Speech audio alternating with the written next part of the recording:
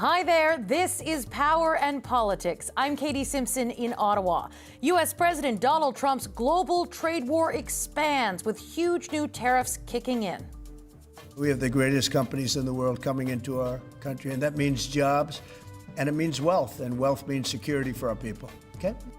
While that's Trump's end goal, will it become a reality? More than 90 countries are hit with tariffs, some of the highest since the Great Depression. We'll take a closer look at the short and long-term impacts. And we're listening now. We're listening now as we meet at a decisive moment for our country. Prime Minister Mark Carney meets with Métis leaders, pitching his plan to build big with their help. We'll find out if there's support for his major projects bill. At the same time, Carney's rival says he's not moving fast enough. What he's doing right now is dragging the puck and trying to drag people along into believing that he will one day do something. But he hasn't done anything. Conservative leader Pierre Poilievre unveils his competing vision for Canada, promising shovels in the ground on 2 pipelines by March. We'll ask the conservative Canada-U.S. trade critic about the ambitious proposal. Power and Politics starts now.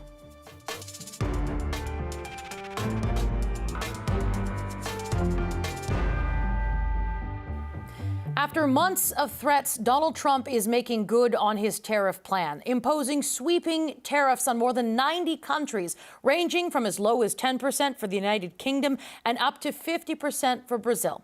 CBC senior business correspondent Peter Armstrong is following this story in Washington.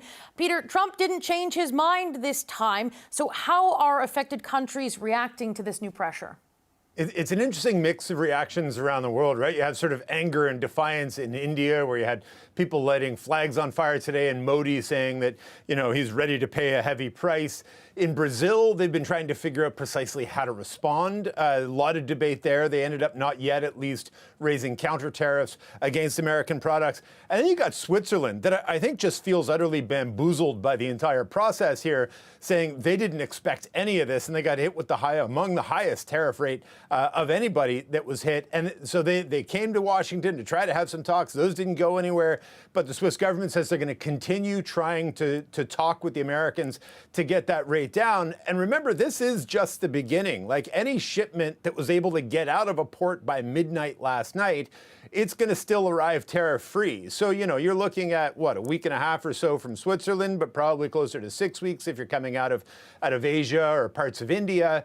So there's time yet for a lot of the full impact of this new tariff rate to kick in. And at the same time, you have to wonder, like the Americans keep saying, this is it, as of whatever day, all family business will be settled, but they keep sort of adding things on or changing things back. So is this, in fact, the fixed rate and something that we now have some clarity and some certainty around? It's frankly, at this point, anybody's guess.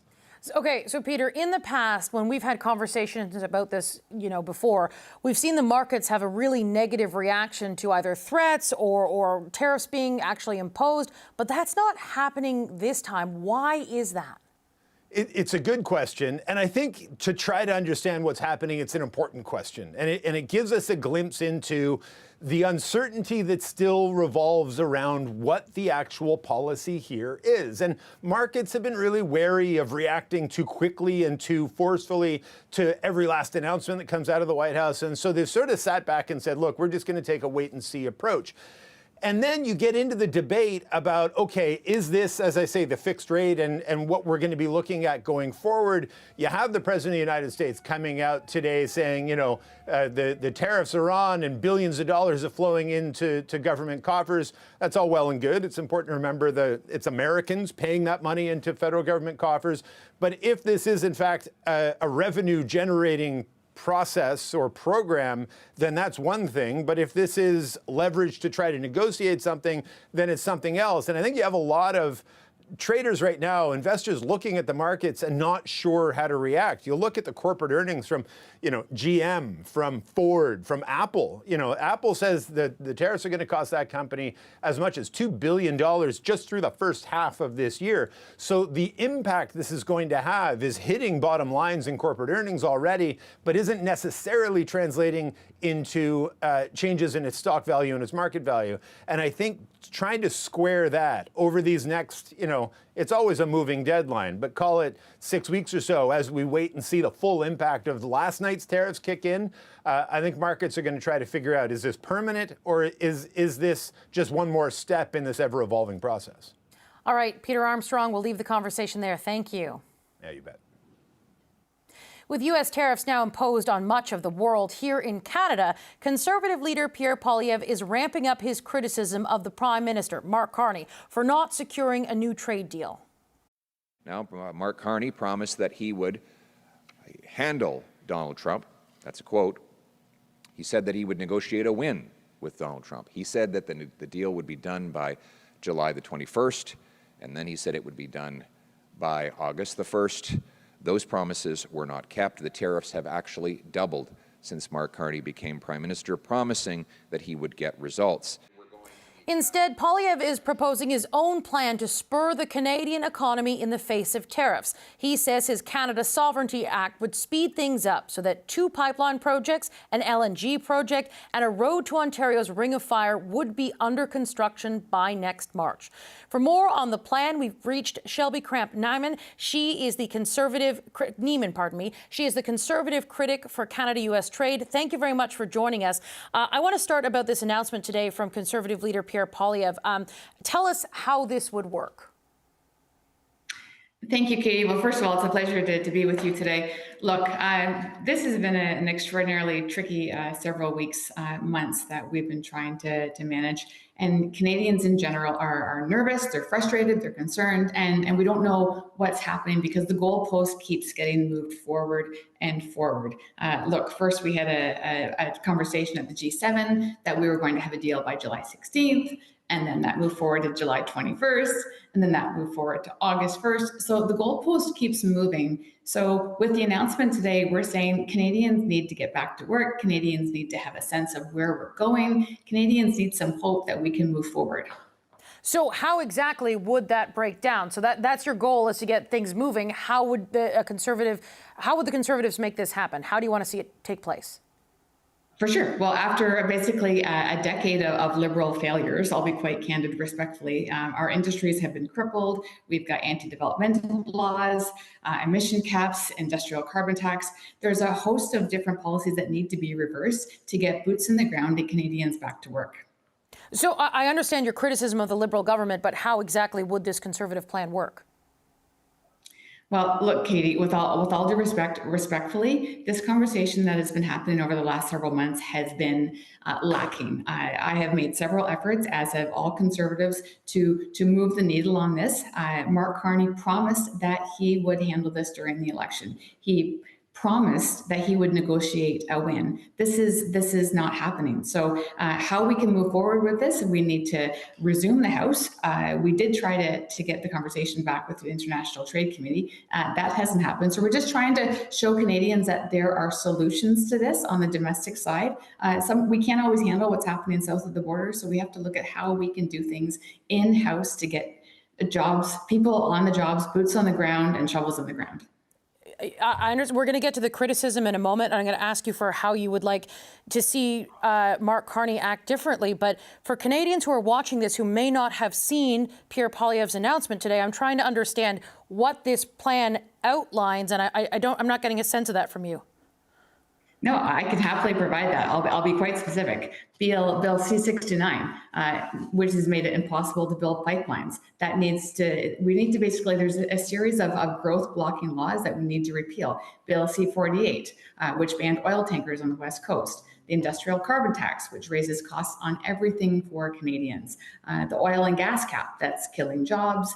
The EV sales mandate that will increase the price of gas-powered vehicles, the plastic bans, the censorship laws. There's a host of policies that need to be reversed, and it's all in one, and it's a vision for Canadians as opposition, because we can't just be, parliamentarians often look at the short game, and we really have to look at the long game and how we can best benefit all Canadians.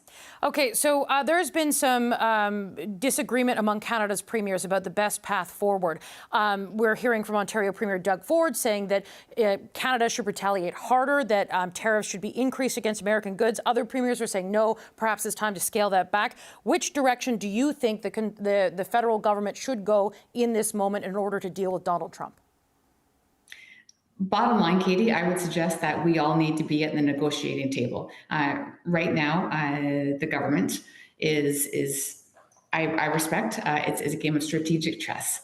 And right now, I'm not sure if there's anyone at the other end, at the other side of the table that's playing games. So we have to look at concessions. We don't know what concessions are being made at what cost. And Canadians, we have such a long-standing history and tradition and integration between our two economies that we have to recognize how we can together make this work. And right now, opposition, in my opinion, opposition needs to be at the table. We've put that offer out. It stands stale. Stakeholders need to be at the table. And right now, I've made conscious efforts to the government to have conversations. I've made conscious efforts to be in Ottawa and in Washington, speaking with stakeholders and industry leaders. And right now, if I can look into the cracked and cloudy crystal ball, we have to figure out and help stakeholders figure out how we're going to navigate in this path moving forward, because this isn't going to finish or end anytime soon. But shouldn't there just be one voice for Canada at this point? Mark Carney ran during the election campaign. He won. We know in the negotiating room, it's Kirsten Hillman, who's the Canadian ambassador to the U.S. It's Dominic LeBlanc. We do know some of what's gone on back and forth through the announcement. So when you say we don't know what the concessions are, we kind of know what's already been put on the table. Canada agreeing to spend more than $1 billion on border security. Canada increasing military spending in order to meet those NATO targets. Canada agreeing to drop the DST. Do you agree with those moves so far? The moves are talk. I would encourage Prime Minister Carney to meet the ambition of his words. And right now, there's a lot of announcements and a lot of conversations, but no real action is being made. Businesses and industries and families are feeling the hit across the board. So I think there's many pieces at play here, like even with regards to we're not knowing. There's so many unanswered questions. So I think that what I would encourage Prime Minister Carney to do is sit with the opposition, have that conversation respectfully, sit with stakeholders, and have us help everyone be that Team Canada that you referred to, and be the team, that one Canadian voice. We can do that. We can do that and respectfully move the needle on this. But has he not done that, meeting with Indigenous stakeholders today? He's met with industry leaders. He's been consulting with the premiers. Has that not been happening? Are you just saying that you specifically would like to be included in the consultation process and you feel it's unfair that you've been left out? I think it's imperative that we're at the negotiating table. Full stop. So you think a Conservative MP should be at the negotiating table in the room with Kirsten Hillman and Dom LeBlanc? It certainly would help. Okay, we'll leave the conversation there. Thank you very much for your time today. That is the Conservative critic for Canada-US trade. So is this Conservative plan a realistic alternative to Prime Minister Mark Carney's? Later this hour, the Power Pedal is here with their assessment of the proposed Canada Sovereignty Act. But first, the Prime Minister moves ahead with his own plan to fast-track major projects across the country. Was he able to get an endorsement today from Métis leaders? We'll find out when we speak to one next.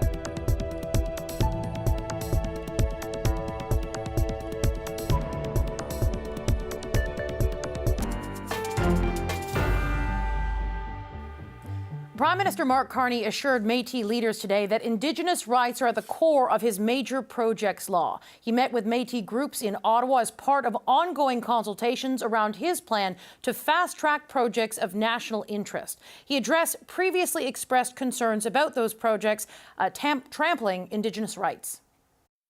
At the core of this act is changing how the federal government operates.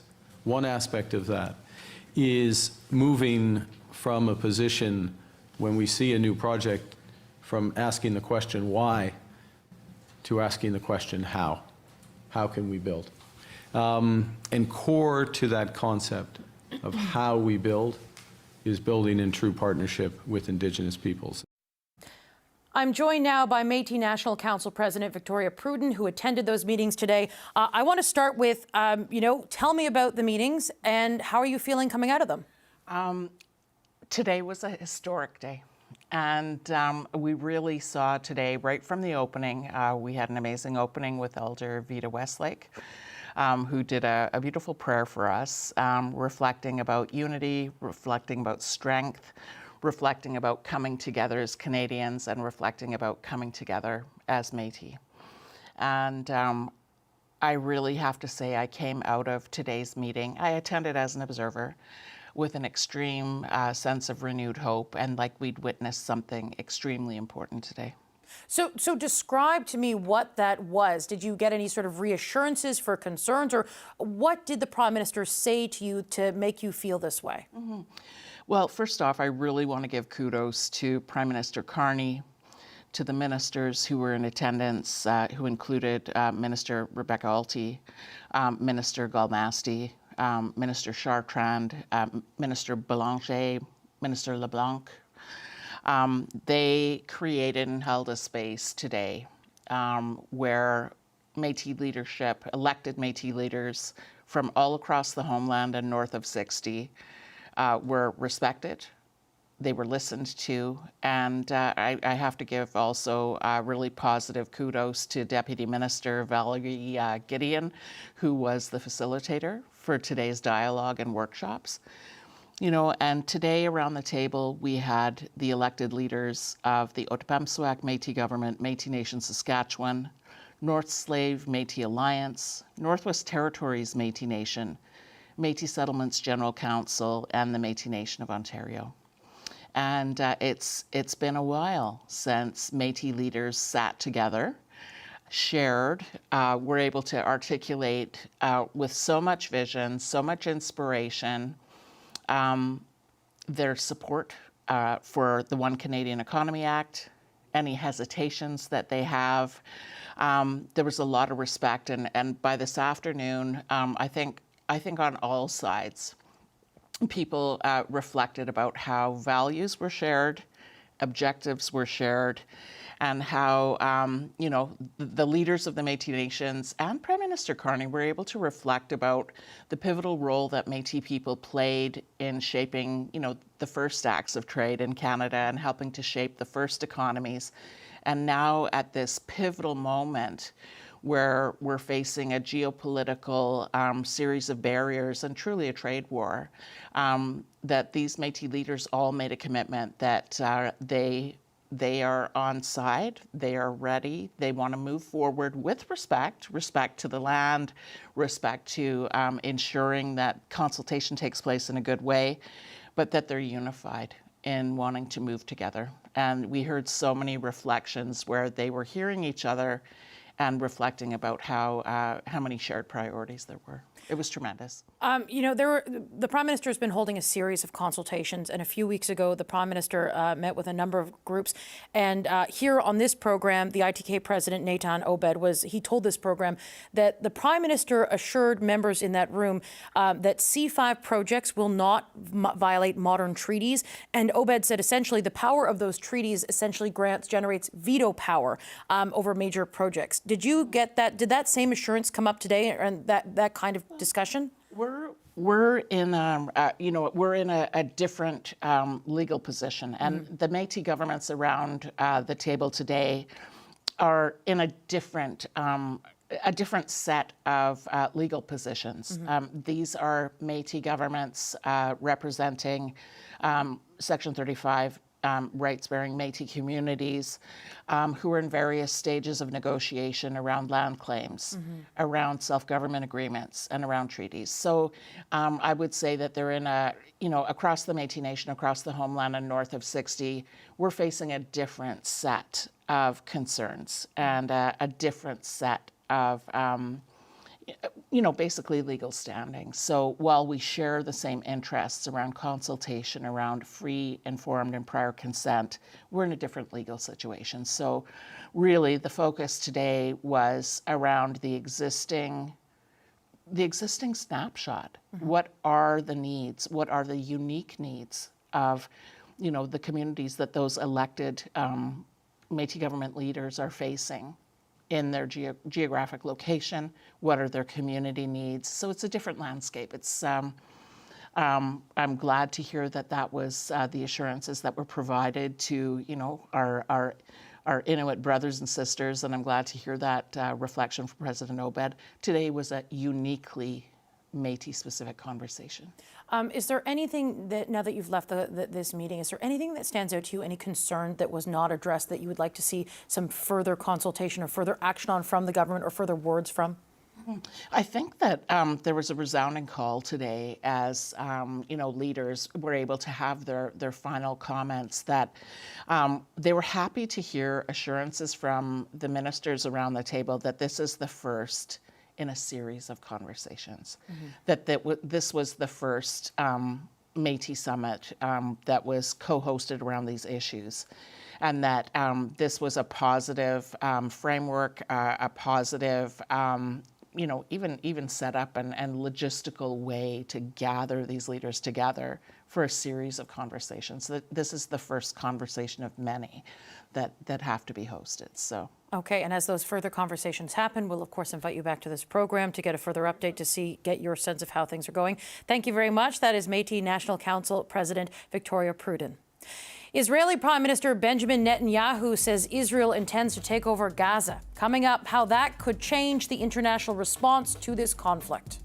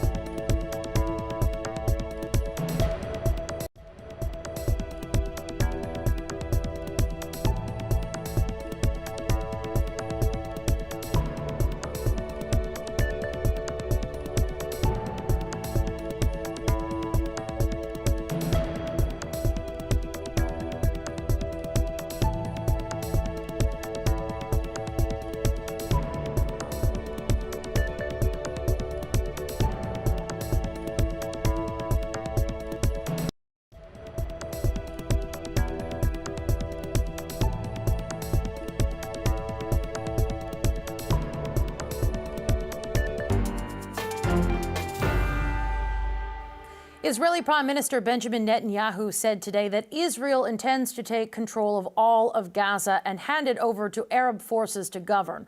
He met with his security cabinet to discuss the possibility of the military expansion into the area.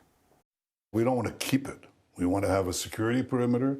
We don't want to govern it. We don't want to be there as a governing body. We want to hand it over to Arab forces that will govern it properly. Joining me now is Rhonda Salim, a non-resident senior fellow at the Foreign Policy Institute at Johns Hopkins University. John Allen was Canada's ambassador to Israel and is now a senior fellow at the Bill Graham Centre for Contemporary International History. Mr. Allen, I'm going to start with you. When the Prime Minister Benjamin Netanyahu said Israel wants to take military control of all of Gaza, although it wouldn't govern it, he says this is about creating a security perimeter. What do you make of his statement in this moment? It's interesting because it's the first time we've heard that he has some idea for a day after that he does want the international community to come in. But before that's going to happen, he is going to be displacing the entire Gazan population into an area that is 1/4 of the total area of Gaza. Gaza is about the size of Detroit, and he'll be forcing all 2.1 million Gazans into that area. The humanitarian situation has not changed. The crisis is still on, and nothing appears to be being done about it, although Donald Trump claims he's going to do something. And you've got the situation where the hostages are now going to be threatened more than they were previously. The only way hostages have been let out has been through negotiations, and that's not happening now. There's going to be more military activity. The soldiers, the IDF soldiers, have been fighting for 21 months. They're exhausted. The Chief of Defense Staff has said he opposes this move. So did the Minister of Foreign Affairs. It doesn't make any sense to me. It's been criticized by the Brits, the Europeans, and I'm hoping it will be by Canada shortly.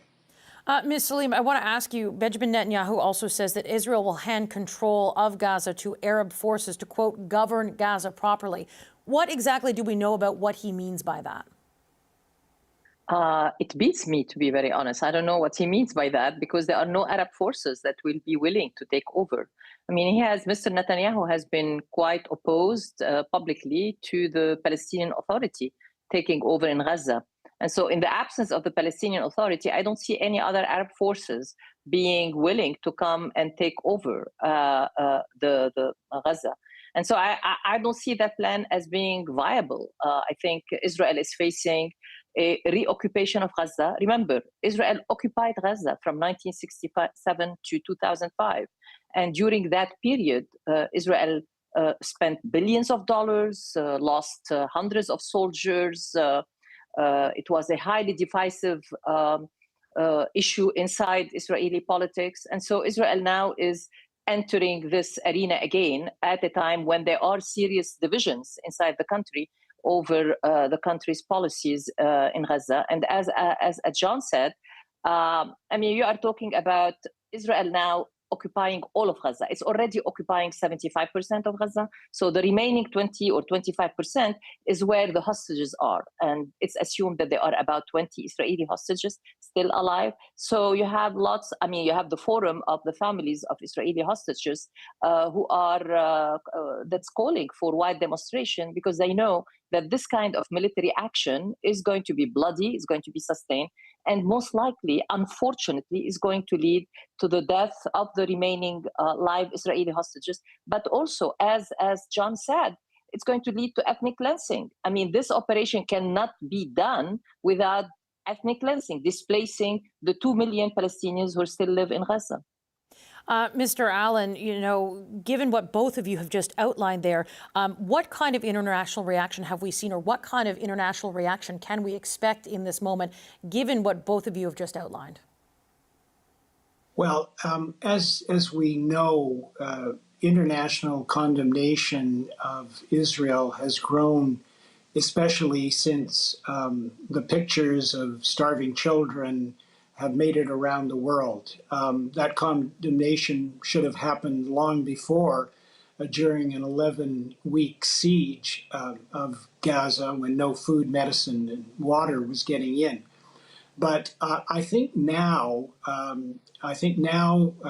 Western countries may decide that further action is needed, sanctions of some kind, suspending trade agreements, suspending innovation and research agreements, perhaps sanctioning others. It's not clear to me what they will do. You know, they can withdraw ambassadors. But this seems to be a step that is, you know, 2 or 3 steps too far, frankly. I think one thing we've got to remember here is, and we forget it, that there was a ceasefire in place, and it was broken by Bibi Netanyahu unilaterally. Hostages were being released, and Palestinians were not being killed or starved. And it was broken unilaterally for political reasons. We are in war now for purely political reasons, so that Bibi Netanyahu's coalition wouldn't fall apart, so there wouldn't be a commission of inquiry, and so that he wouldn't have to appear in his criminal trial.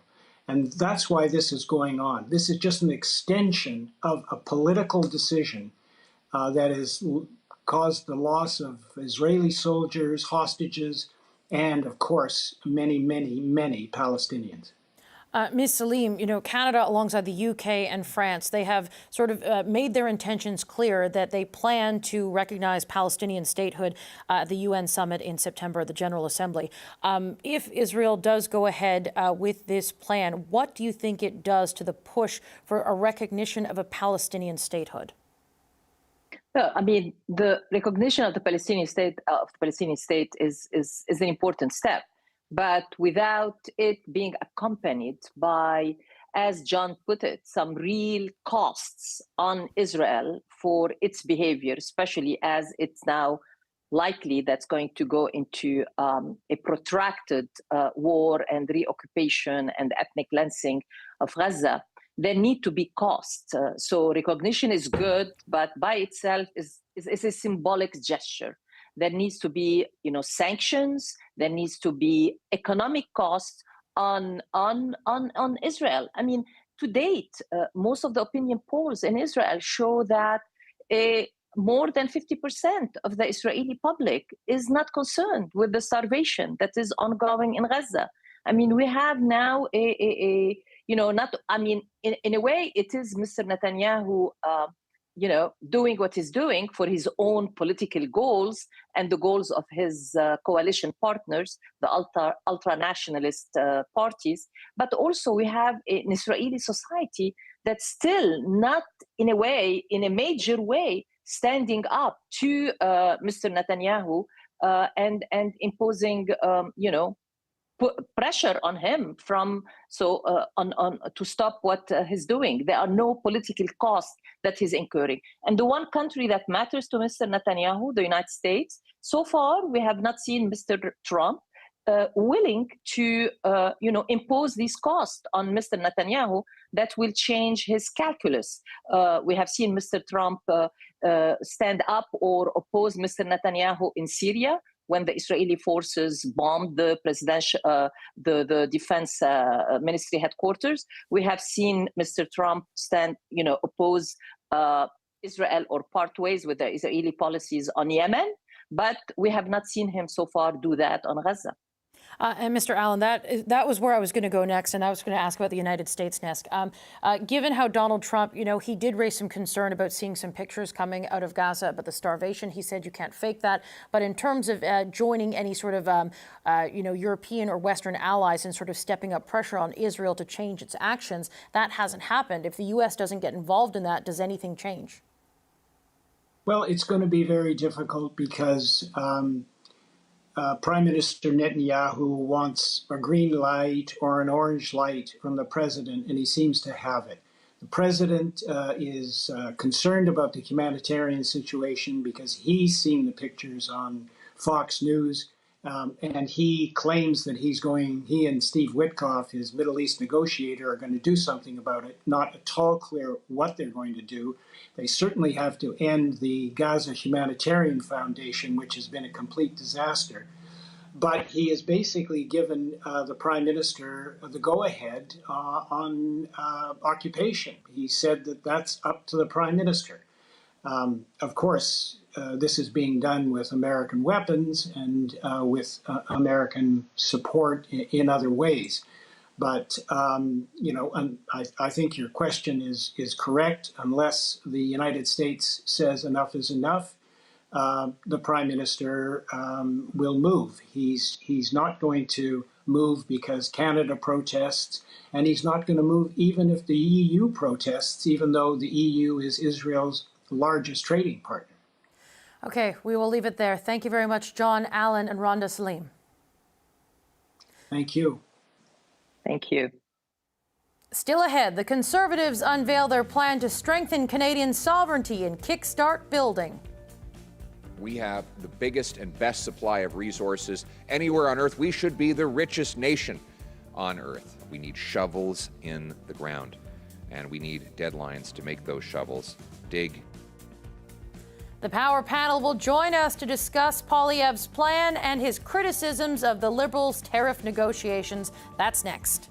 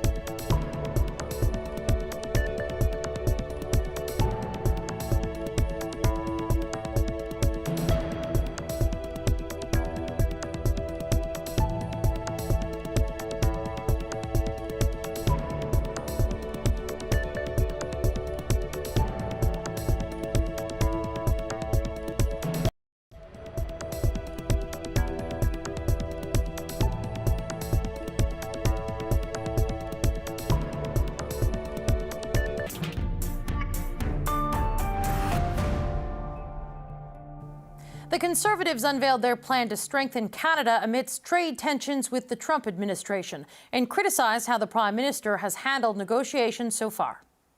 Mark Carney promised that he would handle Donald Trump. That's a quote. He said that he would negotiate a win with Donald Trump. Those promises were not kept. The tariffs have actually doubled since Mark Carney became Prime Minister. A Conservative government would have acted more quickly to protect the sovereignty of our country. Under the Liberal government, that sovereignty has been eroded by policies that block our development, tax our people, and make us uncompetitive. The Conservative plan aims to repeal what the Conservatives call growth-blocking laws like Bill C-69 and Bill C-48, eliminate the industrial carbon tax, and calls for the federal government to begin work on 2 major pipelines, an LNG project, and a road to the Ring of Fire, all by March 14th, the one-year anniversary of Prime Minister Mark Carney taking office. Poilievre says the government needs leadership to push these projects forward. You're going to need national leadership, and yeah, that means that some people are going to protest, maybe chain themselves to a tree, but we have to push through that if we're ever going to get anything done.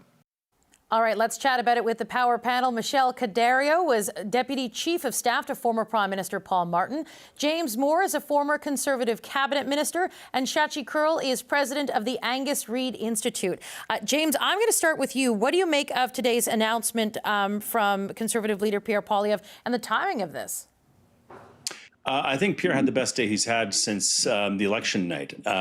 He's the cowboy hat's off, the stampede's over. He looked prime ministerial, and he frankly repackaged a lot of the stuff that he talked about in the election campaign. But he did so in a way that basically sent a message that he understood the message of the voters on election night, which was the big project, the mission for all Canadians, is to protect Canada and to make sure that Canada can absorb the shocks and the reverberations from the Trump tariffs and the Trump trade dynamic for years to come. So he took a lot of what he said during the campaign, but he reframed it in a way that made him send a signal to Canadians that he understands what the mission is for Canada today and what it's likely to be for the next 5 years at least, which is, making sure that Canada can take full access of global markets, market access, and get our resources out of the ground and into the hands of those who would reward us properly for our resources. Michelle, I want to put the same question to you. What do you make of today's announcement, and will it put pressure on the Carney government to sort of try to move faster?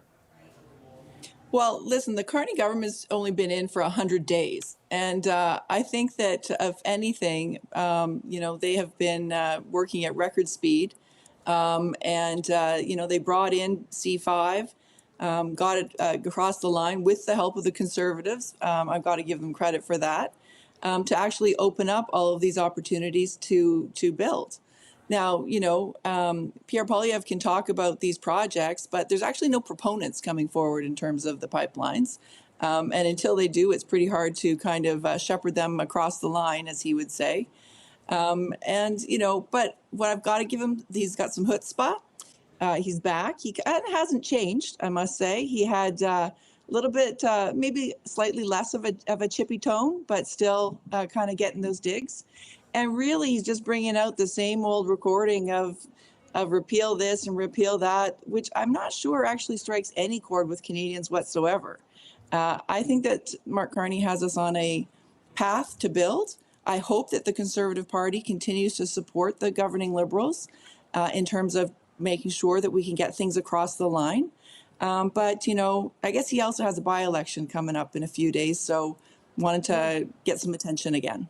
Shachi, what do we know about how Canadians are feeling about, a push to get things done quickly in light of all of this uncertainty from the tariffs? Well, it's not just Liberal voters, but it's Conservative voters who are waving a big green flag at the Carney government saying, yes, please get these things done. These are the things that we would like, please and thank you. It's not unanimous, but it's a strong majority of the country. And again, it reflects not just majorities among the base that voted for Carney and his government in the spring, but also those in terms of those policy alignments, in terms of oil and gas projects, big national projects, in terms of taking our stuff out of the ground and getting it to market that isn't the United States.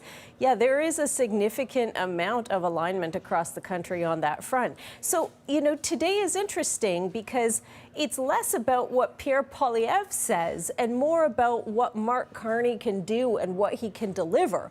And so at some point, Canadians are actually going to become from Missouri. What do I mean by that? You know, it's the old show me state pun, right? They're going to want to see some results. And so if Pierre Poilievre is now starting to frame himself as trying to lay the groundwork as to, yes, all of these are great ideas, but actually, you know, can you deliver? Can you get these things past the finish line? Do you have what it takes to do that? It may be something that resonates as Canadians become more concerned, more restive over the course of action that Ottawa's been taking as yet without a deal. But I have to tell you, from a public opinion standpoint, Canadians are pretty firmly with the Carney government, even if they don't have a tremendous amount of confidence in Carney to get a deal done. They're prepared to give this some time, and they're prepared to say, look, a lot of this has less to do with Carney and more to do with concerns over what happens with this government's ability to actually deliver on the deals that it claims it's going to deliver on.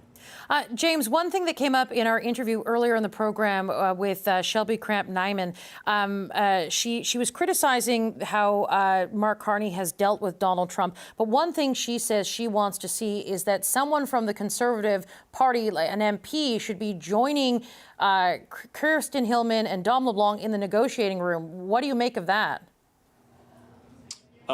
Sure. Just any random Conservative, or do they have somebody who has a particular perspective? I asked for specifics and I didn't quite get one, but I just thought it was, I had not heard that one before, so I want to ask you as a former Conservative cabinet minister what you think of that idea, including an MP or an opposition MP in those negotiations. Yeah, look, I think there was virtue in the negotiation of the Kuzma agreement under Prime Minister Trudeau, that there was an NAFTA council that had former New Democrats, Brian Topp, who run for leader. I was in the room as well with Ron Ambrose.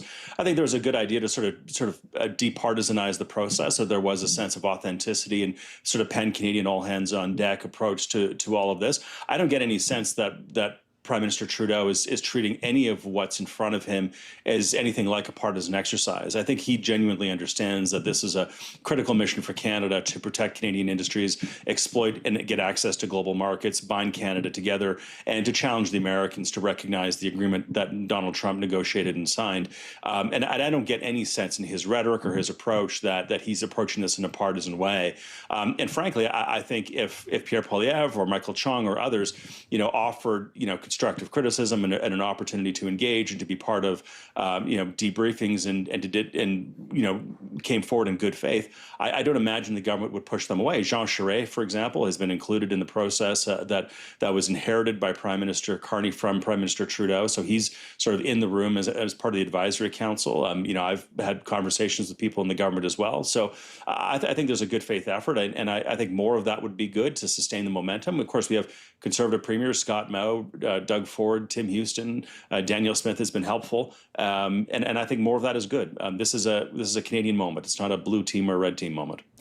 Michelle, with that in mind, and keeping in mind what Shachi also said to us about Canadians being willing to give the government, at least in this moment, some time, how much pressure is building on the Carney government to sort of see if they can make any sort of progress when it comes to the Trump administration? Is there pressure they're building right now within the PMO, given how unpredictable Donald Trump is and how the goalposts are just changing all over the place, and it's not affecting just Canada? Well, you put your finger on it. I think for sure, Prime Minister and PMO, the whole team, are under pressure. They want to absolutely come through for Canada and to get a deal. But I will say, I don't think that the Prime Minister's always said, no deal is better than a bad deal. And I think that they continue to work under that rubric. What I would say as well is, I don't think that Canadians understand very well who Donald Trump is. He had a deal with Japan, and then he just slaps on more tariffs. There's a whole bunch of other industries, whether it's pharmaceuticals or whatever, that he's kind of holding out there as potentially having more tariffs again. Does anyone really believe that these handshakes that he's doing with different countries are going to hold up if he decides, in the morning after his cornflakes that he would rather do something else? No. And I think that absolute chaos is understood well by Canadians. And I think that, they appreciate and probably respect a prime minister who's not kind of jumping through every ring that he puts out in terms of his circus or his parade. I think that Mark Carney's kind of sitting back, certainly the team is there and negotiating as they will. But in the end, we know there's only one person who is going to declare a deal done, and that's Donald Trump. And, as much as we want all of these other negotiations to be successful, and hopefully in the detail, it actually will, in the end, it's all about, the whims of one man south of the border. Shachi, one thing that James said earlier in our conversation is that today, Pierre Poilievre was out there. He was looking prime ministerial. It was a good day for him, a strong day for him. What do we know about how Poilievre is sort of faring heading into the final stretch of this by-election race? I mean, I know we said this. I know we all said prior to the spring election, a lot of us said, there's no way Pierre Poilievre loses his Ottawa seat. So I'm going to say it again. There's no way he loses this by-election, long ballot or no long ballot, or any of the other shenanigans that have gone on.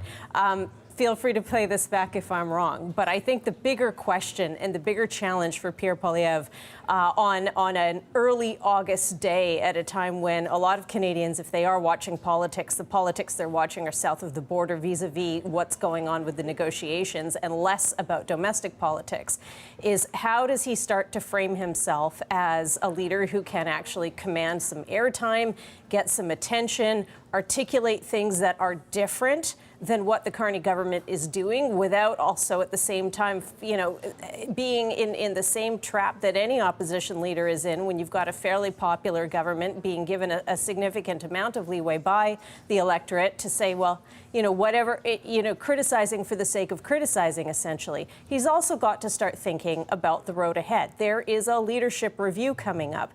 And so at some points, he's going to be communicating less to the larger electorate and more to, the party base, and more than the party base, actual party membership. So when we ask Canadians, for example, we spent a lot of time on this panel talking about a good deal versus a bad deal. What does that look like? Well, ultimately, Canadians are going to weigh in on what that looks like. Right now, today, they're saying, look, we are prepared to accept some tariffs if it makes for the best deal possible. Now, what does that look like in terms of other industries being protected or not having to make further concessions?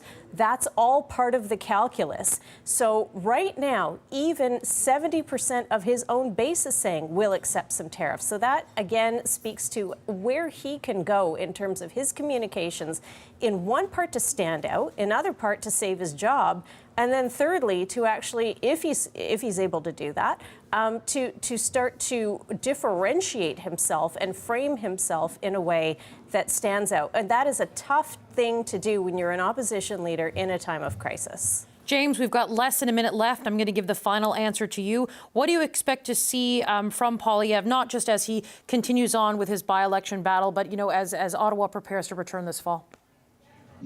I think more of what you saw today, sort of him sending a message very clearly to Canadians that, again, he understands what the priorities are for the country, right? Which is the President of the United States and the strengthening of Canada going forward. The by-election, as was mentioned, don't take anything for granted. But look, he'll likely win the by-election. He'll reassert himself outside of Alberta onto the national scene, head into the fall session of Parliament and reassert himself. I do think there's a bit of a pivot moment here, which is maybe an ending of sort of the Canadian consensus and maybe an ending of the honeymoon for Mark Carney, in the sense of everybody sort of holding hands and kind of giving him the center stage to do kind of what he wants and approach things strategically and substantively however he wants.